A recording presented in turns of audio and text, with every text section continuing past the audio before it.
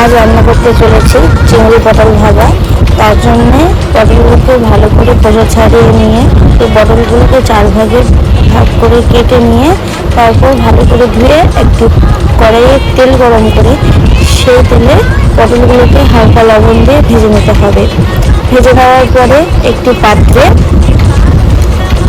আদা রসুন পেঁয়াজ পেস্ট আর পোস্ত বাটা দিয়ে একটু জল দিয়ে সেখানে হলুদ লবণ তেল দিয়ে ভালো করে মেখে নিতে হবে।